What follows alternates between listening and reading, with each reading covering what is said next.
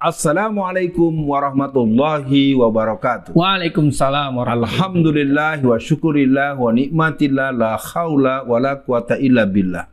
Amma ba'd. Pemirsa, kita jumpa di acara Dibacain Berita. Bung kameramen kelihatannya jadi anti PKI banget nih. Masa harus pro PKI, Bung Alfian? Nah, Bung Alfian, ini ada berita lagi di bulan September yang dirilis oleh detikhealth.com. Nah, ini karena tentang kesehatan yang dibahas tentang dokter, Bung Alfian. Oh, iya. Jadi ini Kamis, beritanya dirilis Kamis 12 September 2013. Judulnya, Mengenang Dr. Muwardi, dokter pahlawan yang diculik dan hilang misterius. Nah, Jakarta mungkin tak banyak yang tahu siapa sosok Dr. Muwardi. Dokter yang telah ditetapkan sebagai pahlawan kemerdekaan nasional ini merupakan salah satu korban dari penjajahan Jepang. Ia diculik dan tak pernah kembali sehingga kematiannya dianggap misterius. Dr. Muwardi lahir di Pati pada tahun 1907 melalui SK Presiden RI nomor 190 tahun 64. Ia dianugerahi gelar pahlawan dan namanya diabadikan sebagai nama rumah sakit di Solo, Jawa Tengah. Selain itu, namanya juga digunakan sebagai nama jalan di beberapa kota seperti Jakarta, Cianjur, Solo, dan Denpasar. Bagaimana respon awalnya, Bung Alfian? Dalam catatan pergerakan nasional, memang Dr. Muwardi cukup dikenal dan dia memang dinisbatkan kepada dua tempat tadi. Nama rumah sakit yang dimiliki oleh Pemprov Jawa Tengah dan dia ada di Surakarta atau di Solo. Itu satu. Yang kedua mungkin tadi nama jalan. Memang itu ada di Jakarta juga dan di beberapa daerah. Catatannya dia juga pernah berhadapan dengan kaum komunis PKI. Nah itu mungkin jadi pengetahuan buat kita bahwa memang korban-korban yang berjatuhan atas tangan-tangan Palu Arit yang sangat kejam, itu bisa kita catat lagi misalnya nama selain beliau seperti Otto Iskandar Dinata yang lebih dikenal dengan Otista.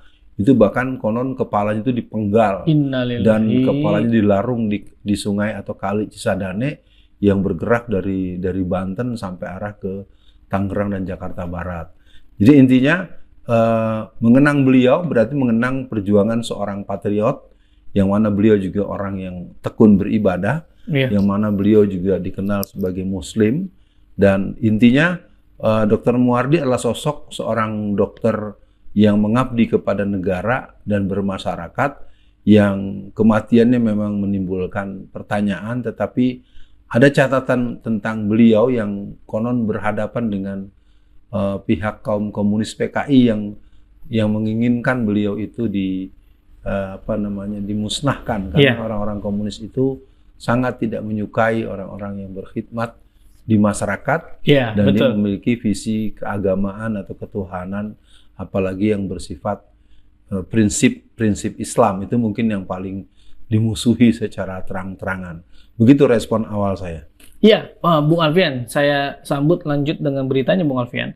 Setelah proklamasi kemerdekaan dibacakan, Dr. Muwardi ditunjuk sebagai Ketua Umum Barisan Pelopor, kemudian berubah nama menjadi Barisan Banteng, menggantikan Bung Karno yang diangkat menjadi presiden. Pada awal 1946, Dr. Muwardi memindahkan Barisan Banteng dari Jakarta ke Solo akibat semakin memanasnya situasi politik dan keamanan di Jakarta pada saat itu. Nah ini Bung Alfian.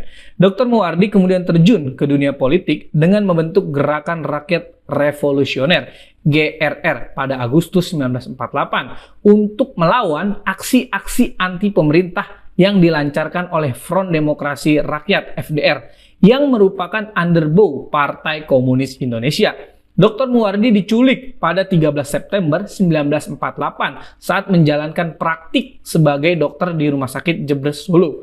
Hingga kini, ia tak pernah terlihat kembali dan hilang secara misterius. Nah, ini Bung Alfian. Mungkin Bung Alfian nanti bisa respon soal beliau diculik oleh underbow PKI atau PKI itu juga. Ada juga pertanyaan yang saya penasaran Bung Alfian. Jadi kan Ustadz Alfian atau Bung Alfian pernah menyarankan kita untuk nonton kekejaman komunisme di luar negeri. Nah, saya pernah nonton kekejaman komunis di Cina, Bung Alfian. Mereka itu membunuh petani, pokoknya orang-orang yang ahli. Nah, pertanyaan saya adalah, Dr. Muwardi ini kan orang ahli lah dalam bidangnya. Dan kebetulan dia cinta pada negaranya. Kenapa PKI itu senang sekali Bung Alfian memunculkan orang bodoh dan menghilangkan atau meredupkan orang-orang yang punya keahlian, Bung Alfian? Saya ada dua yang terbersit di pikiran saya, tapi saya langsung jawab dulu. Dalam teori komunis itu ada yang namanya fellow traveler. Orang-orang bodoh, orang-orang tolol yang dimanfaatkan. Dan itu sekarang sedang terjadi. Baik tingkat bawah, tingkat tengah, maupun tingkat-tingkat fungsi-fungsi leader gitu. Dan itu memang salah satu langkah yang mereka lakukan untuk melanggengkan kekuasaan.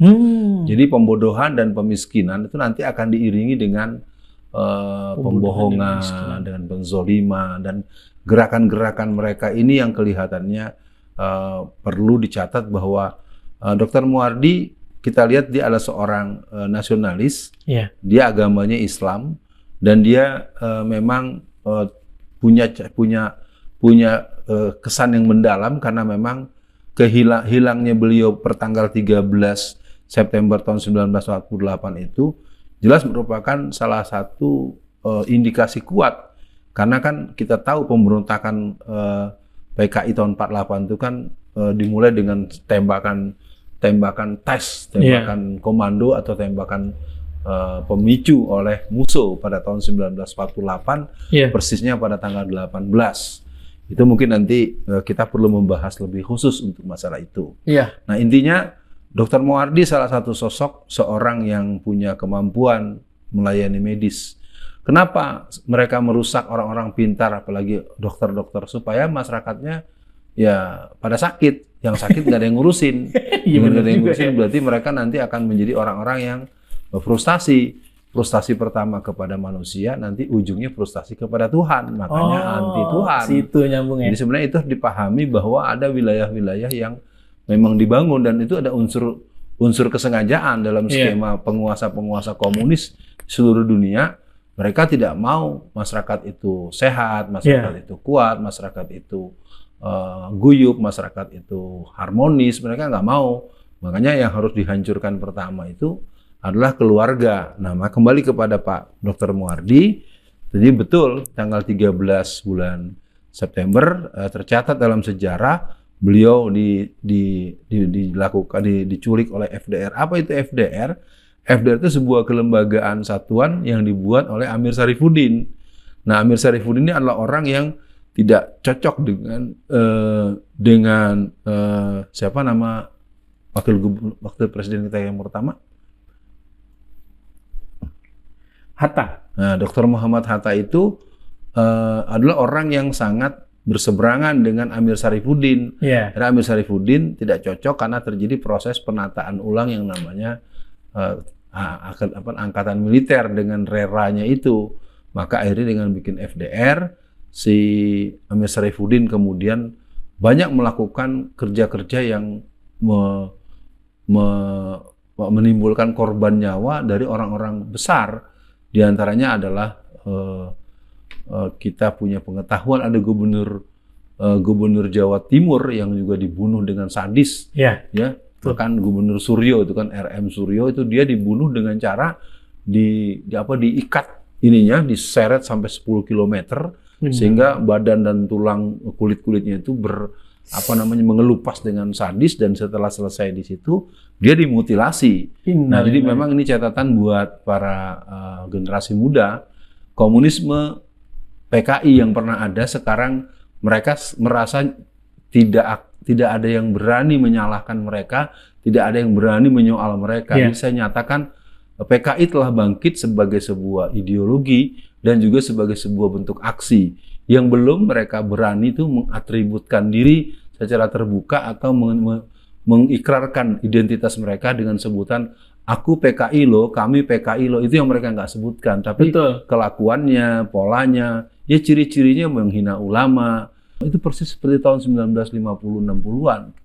Jadi intinya untuk Pak Dr. Muardi kita doakan semoga beliau amal dan segala kebaikan beliau diterima oleh Allah Subhanahu wa taala, dan hal-hal yang berhubungan dengan perjuangan beliau, memang beliau ada di barisan kelompok nasionalis, dan memang itu sebuah fakta. Musuh-musuh daripada kelompok komunis itu nasionalis yang religius, atau kelompok-kelompok yang berhubungan dengan gerakan-gerakan perlawanan yang memang dengan tegas menolak paham komunisme. Gitu. Iya, Bung Alfian. Waduh, banyak sekali ternyata yang bisa kita gali nih dari Bung Alfian. Mungkin nanti Gubernur Suryo perlu juga Bung Alfian kita bahas. Nah, Bung Alfian, untuk akhir sesi dibacain berita kali ini, kalau saya lihat kondisi hari ini, Bung Alfian, dari dokter-dokter nih, banyak ternyata Bung Alfian, dokter-dokter itu ternyata kalau saya lihat mereka lebih cenderung tidak terlalu pro dengan rezim, Bung Alfian. PNS-PNS yang pintar juga saya lihat tidak terlalu pro dengan rezim ini, Bung Alfian. Atau bisa dibilang mereka tidak cocok lah dengan keadaan hari ini. Nah, jadi gimana nih Bung Alfian? Kalau saya melihat hari ini malah orang pintar itu banyak yang ngerti dengan kondisi hari ini, tapi mereka tidak bisa bersuara, satu sisi. Kedua, mungkin mereka juga takut, satu sisi. Ketiga, sisi lain mungkin mereka juga punya jabatan yang khawatir disingkirkan. Nah, mungkin pesan Bung Alfian untuk mereka yang punya jabatan, baik PNS, dokter, atau siapapun, bagaimana mereka tetap bisa idealis gitu, Bung Alfian? Ini juga catatan buat kita. Jadi betul Bung Kameramen cukup menangkap kegalauan seorang Alfian Tanjung yang sudah sejak lama membahasakan kebangkitan komunisme PKI. Iya. Nah, jadi sebagai pernyataan penutup dari saya bahwa ada baiknya kita memang mempelajari peran-peran perjuangan para orang-orang yang pernah hidup pada masa-masa seperti itu. Betul Bung Kameramen, kita banyak, misalnya kalau memang perlu juga dicarikan ininya nanti pembunuhan keluarga besar Kesultanan Delhi yang di Sumatera Utara itu mengerikan. Itu satu istana itu dibunuh oleh orang-orang PKI dengan sangat kejamnya. Sebenarnya ini nestapa dan kekejaman komunisme PKI, dan memang PKI waktu itu PKI yang berbuat. Makanya kalau ada orang yang sekarang memuji-muji PKI atau menganggap PKI sebagai pahlawan atau sebagai korban, itu berarti memang patut diduga dia mengalami keterputusan informasi sejarah, atau mungkin memang mereka punya titisan dari segi DNA dan herediter daripada kakek-kakek dan orang-orang tua. Yang jelas PKI adalah sebuah fakta sejarah yang harus dikuburkan dalam-dalam. No way buat PKI. Siapapun yang mencoba menghidupkan PKI, Anda akan berhadapan dengan perlawanan yang membuat Anda mati untuk yang kesekian kalinya. Sekian dibacain berita pada kesempatan ini. Assalamualaikum warahmatullahi wabarakatuh.